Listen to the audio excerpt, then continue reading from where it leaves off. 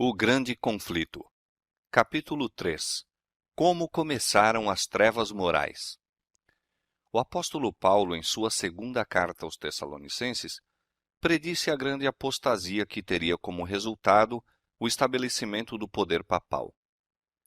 Declarou que o dia de Cristo não viria sem que antes venha a apostasia e se manifeste o homem do pecado, o filho da perdição, o qual se opõe e se levanta contra tudo o que se chama Deus ou se adora, de sorte que se assentará como Deus no templo de Deus, querendo parecer Deus. E ainda mais, o apóstolo adverte os irmãos, já o mistério da injustiça opera. Mesmo naqueles primeiros tempos, viu ele, insinuando-se na igreja, erros que preparariam o caminho para o desenvolvimento do papado. Pouco a pouco, a princípio furtiva e silenciosamente, e depois mais às claras, à medida em que crescia em força e conquistava o domínio na mente das pessoas, o mistério da iniquidade levou avante sua obra de engano e blasfêmia. Quase imperceptivelmente, os costumes do paganismo tiveram ingresso na igreja cristã. O espírito de transigência e conformidade fora restringido durante algum tempo pelas terríveis perseguições que a igreja suportou sob o paganismo. Mas, incessando a perseguição e entrando o cristianismo nas cortes e palácios dos reis, pôs ela de lado a humilde simplicidade de Cristo e seus apóstolos, em troca da pompa e orgulho dos sacerdotes e governadores pagãos, e em lugar das ordenanças de Deus, colocou teorias e tradições humanas. A conversão nominal de Constantino, na primeira parte do século IV, causou grande regozijo, e o mundo, sob o manto da justiça aparente, introduziu-se na igreja. Progredia rapidamente a obra de corrupção. O paganismo, conquanto parecesse suplantado, tornou-se o vencedor. Seu espírito dominava a igreja. Suas doutrinas, cerimônias e superstições incorporavam-se à fé e culto dos professos seguidores de Cristo. Esta mútua transigência entre o paganismo e o cristianismo resultou no desenvolvimento do homem do pecado, predito na profecia como se opondo a Deus e exaltando-se sobre ele. Aquele gigantesco sistema de religião falsa é obra-prima do poder de Satanás, monumento de seus esforços para sentar-se sobre o trono e governar a terra segundo a sua vontade. Uma vez Satanás se esforçou por estabelecer um compromisso mútuo com Cristo. Chegando-se ao Filho de Deus no deserto da tentação e mostrando-lhe todos os reinos do mundo e a glória dos mesmos, ofereceu-se a entregar tudo em suas mãos se tão somente reconhecesse a supremacia do príncipe das trevas. Cristo repreendeu o pretensioso tentador e obrigou-o a retirar-se. Mas Satanás obtém maior êxito em apresentar ao homem as mesmas tentações.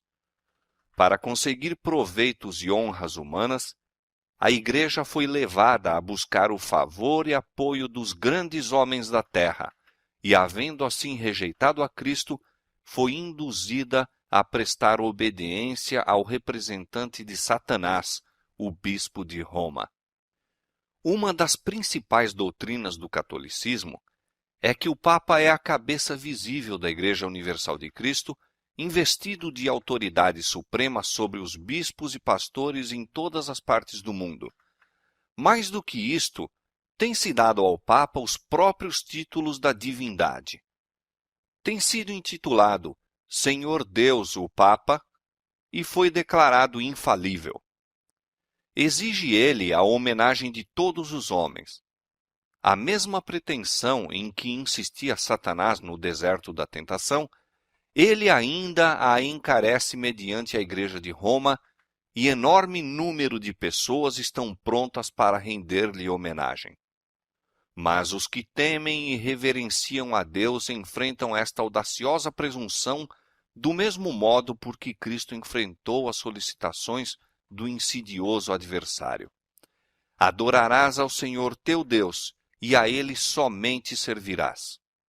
Deus jamais deu em sua palavra a mínima sugestão de que tivesse designado algum homem para ser a cabeça da igreja. A doutrina da supremacia papal opõe-se diretamente aos ensinos das Escrituras Sagradas. O Papa não pode ter poder algum sobre a Igreja de Cristo, senão por usurpação. Os romanistas têm persistido em acusar os protestantes de heresia e voluntária separação da verdadeira Igreja. Semelhantes acusações, porém, implicam-se antes a eles próprios. São eles os que depuseram a bandeira de Cristo e se afastaram da fé que uma vez foi dada aos santos.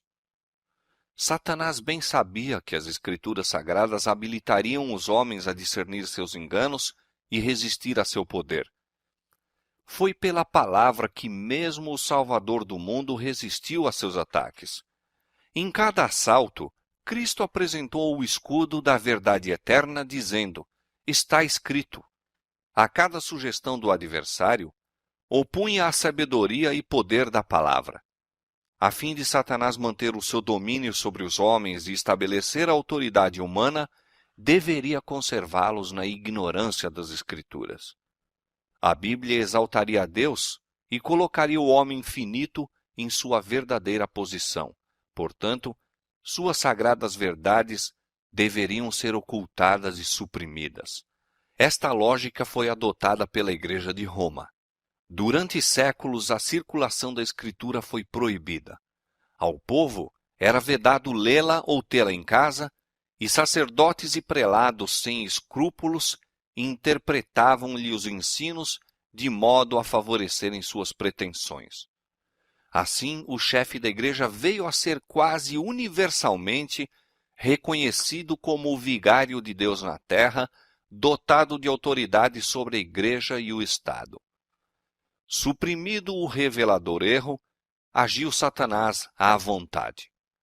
A profecia declarara que o papado havia de cuidar em mudar os tempos e a lei. Daniel 7:25. Para cumprir esta obra não foi vagaroso. A fim de proporcionar aos conversos do paganismo uma substituição à adoração de ídolos e promover assim sua aceitação nominal do cristianismo, foi gradualmente introduzida no culto cristão a adoração das imagens e relíquias. O decreto de um concílio geral estabeleceu, por fim, este sistema de idolatria. Para completar a obra sacrílega, Roma pretendeu eliminar da lei de Deus o segundo mandamento, que proíbe o culto das imagens, e dividir o 10º mandamento a fim de conservar o número deles. Este espírito de concessão ao paganismo abriu caminho para desrespeito ainda maior da autoridade do céu. Satanás, operando por meio de não consagrados dirigentes da igreja, intrometeu-se também com o 4º mandamento e tentou pôr de lado o antigo sábado, o dia que Deus tinha abençoado e santificado, e exaltando em seu lugar a festa observada pelos pagãos como o venerável dia do sol. Esta mudança não foi, a princípio, tentada abertamente. Nos primeiros séculos, o verdadeiro sábado foi guardado por todos os cristãos. Eram estes ciosos da honra de Deus e, crendo que sua lei é imutável, zelosamente preservavam a santidade de seus preceitos. Mas com grande argúcia, Satanás operava mediante seus agentes para efetuar seu objetivo. Para que a atenção do povo pudesse ser chamada para o domingo, foi feito deste uma festividade em honra da ressurreição de Cristo. Atos religiosos eram nele realizados. Era, porém, considerado como um dia de recreio, sendo o sábado ainda observado como dia santificado. A fim de preparar o caminho para a obra que intentava cumprir, Satanás induzira os judeus, antes do advento de Cristo, a sobrecarregarem o sábado com as mais rigorosas imposições, tornando sua observância um fardo. Agora, tirando vantagem da falsa luz sob a qual ele assim fizera com que fosse considerado, lançou o desdém sobre o sábado como instituição judaica. Enquanto os cristãos geralmente continuavam a observar o domingo como festividade prazenteira, ele os levou, a fim de mostrarem seu ódio ao judaísmo, a fazer do sábado dia de jejum, de tristeza e pesar. Na primeira parte do século IV, o imperador Constantino promulgou um decreto fazendo do domingo uma festividade pública em todo o Império Romano. O dia do sol era venerado por seus súditos pagãos e honrado pelos cristãos. Era política do imperador unir os interesses em conflito do paganismo e cristianismo.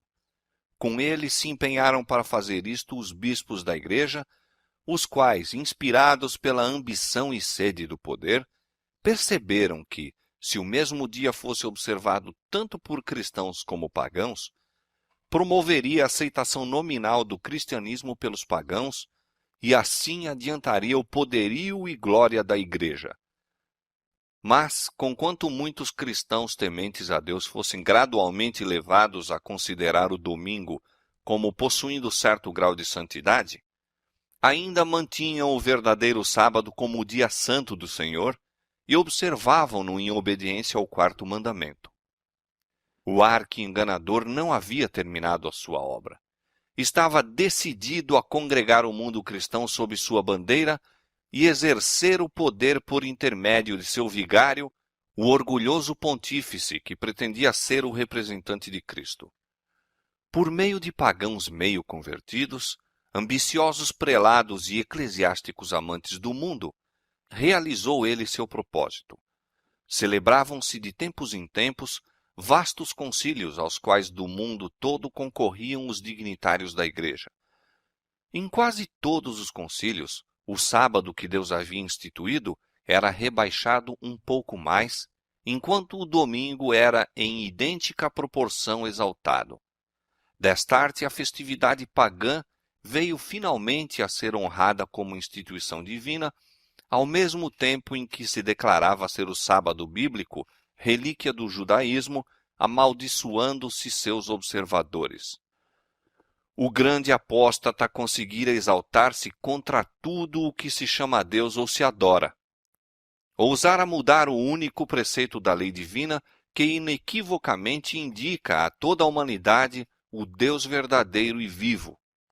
No quarto mandamento, Deus é revelado como o Criador do céu e da terra, e por isso se distingue de todos os falsos deuses. Foi para a memória da obra da criação que o sétimo dia foi santificado como o dia de repouso para o homem. Destinava-se a conservar o Deus vivo sempre diante da mente humana como a fonte de todo ser e objeto de reverência e culto. Satanás esforça-se por desviar os homens de sua aliança para com Deus e de prestarem obediência à sua lei.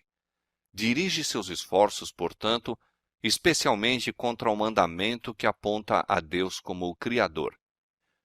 Os protestantes hoje insistem em que a ressurreição de Cristo no domingo fê-lo o sábado cristão.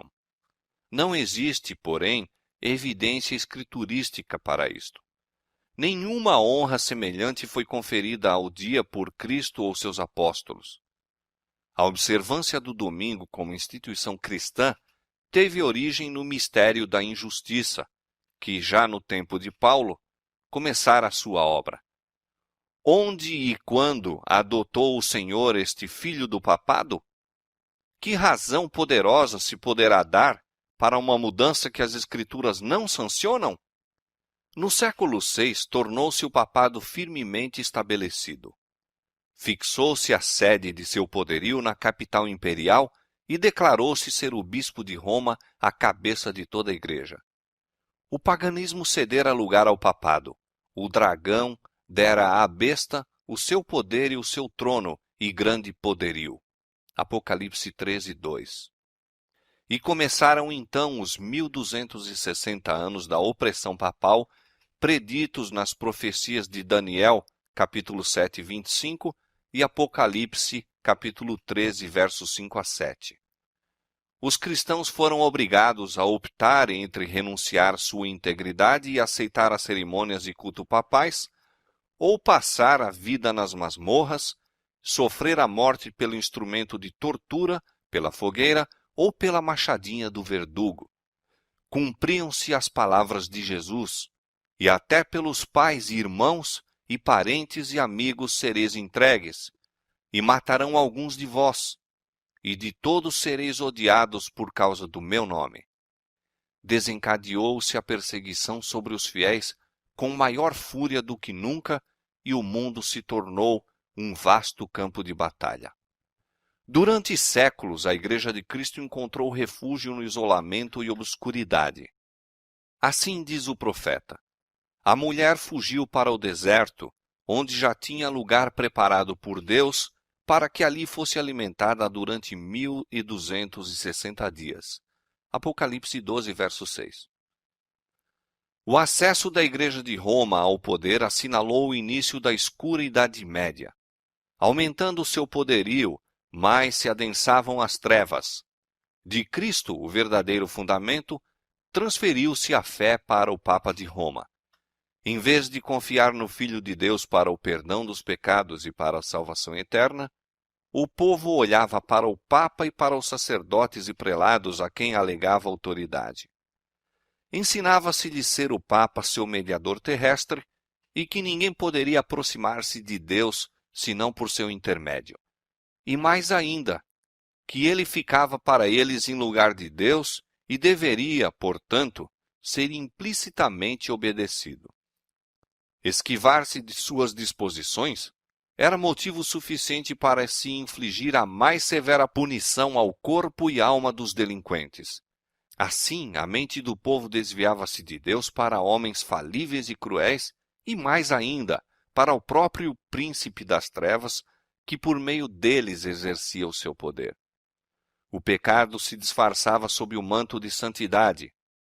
Quando as Escrituras são suprimidas e o homem vem a considerar-se supremo, só podemos esperar fraudes, engano e aviltante iniquidade.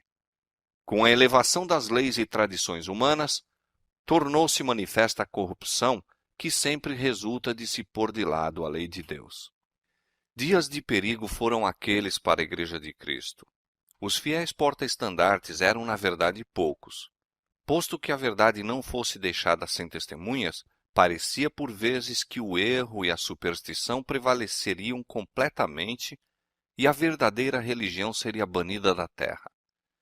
Perdeu-se de vista o Evangelho, mas multiplicaram-se as formas de religião e o povo foi sobrecarregado de severas exigências.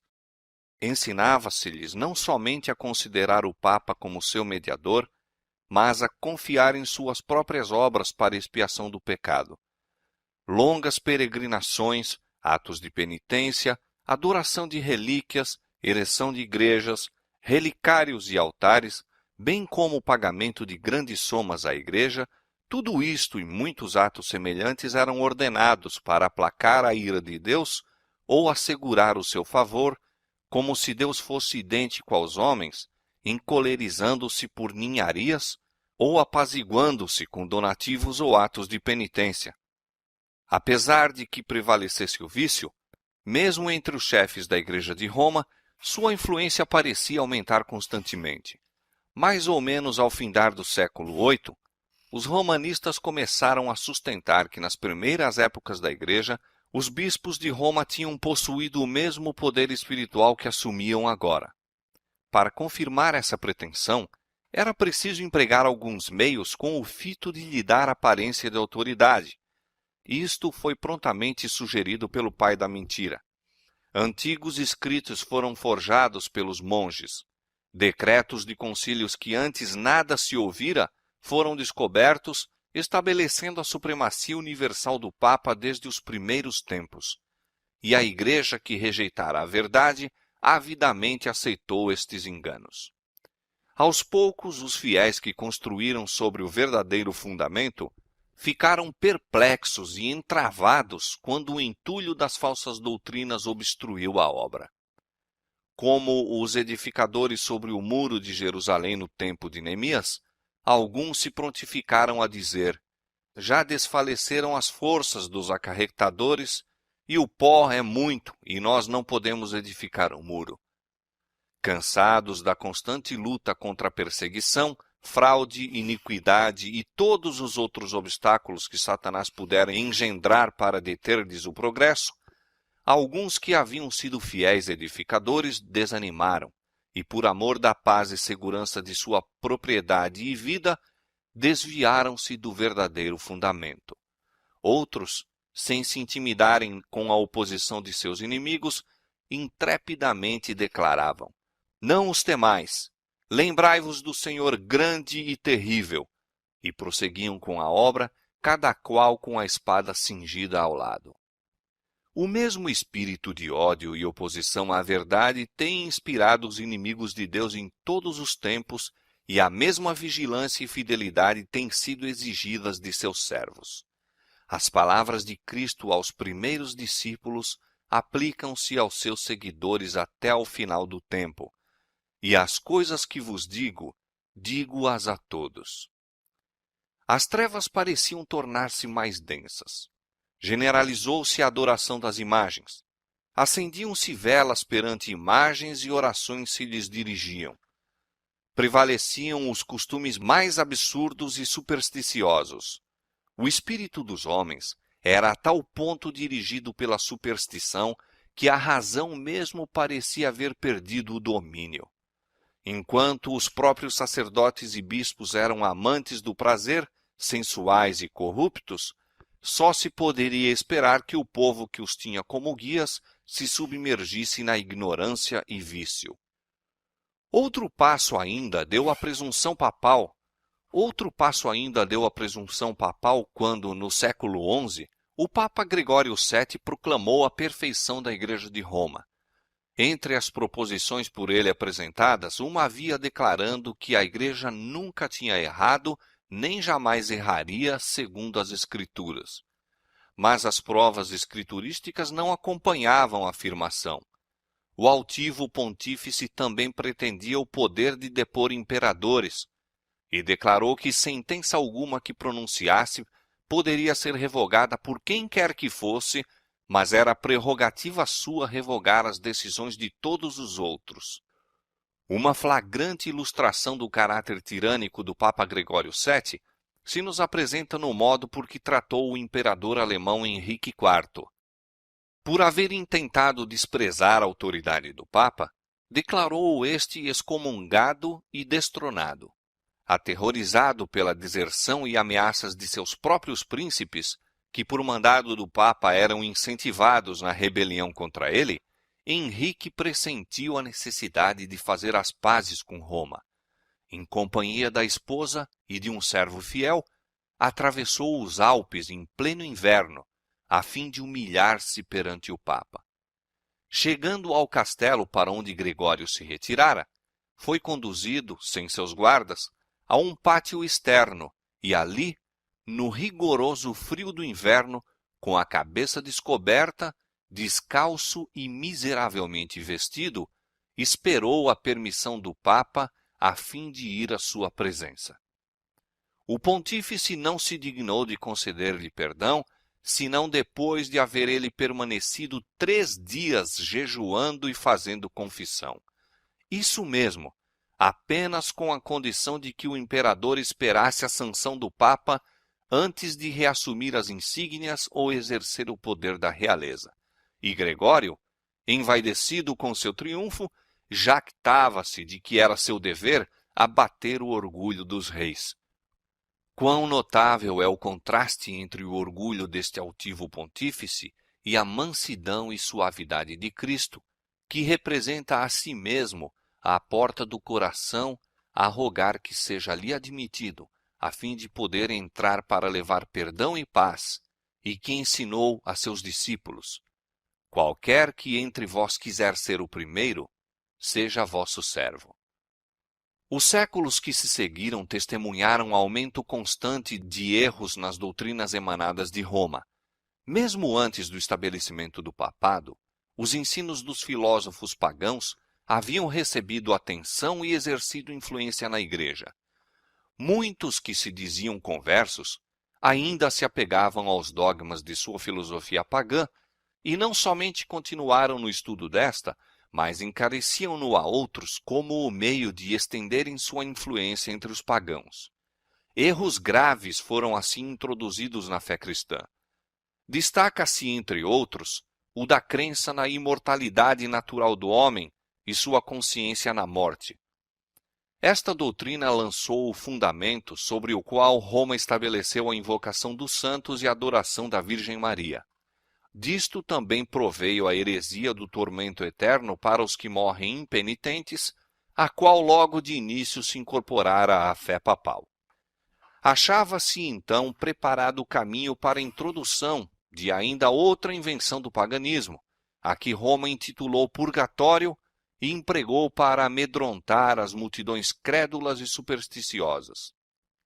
Com esta heresia, afirma-se a existência de um lugar de tormento no qual as almas dos que não merecem condenação eterna devem sofrer castigo por seus pecados e do qual, quando libertas da impureza, são admitidas no céu. Ainda uma outra invencionice era necessária para habilitar Roma a aproveitar-se dos temores e vícios de seus adeptos. Esta foi suprida pela doutrina das indulgências.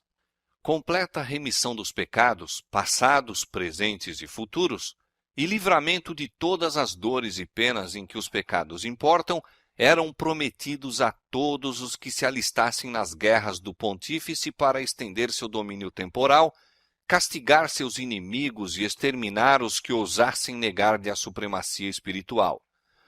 Ensinava-se também ao povo que, pelo pagamento de dinheiro à igreja, poderia livrar-se do pecado e igualmente libertar as almas de seus amigos falecidos que tivessem condenados às chamas atormentadoras.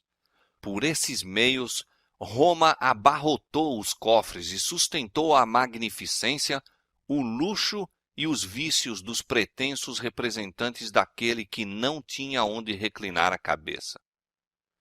A ordenança escriturística na ceia do Senhor fora suplantada pelo idolátrico sacrifício da missa.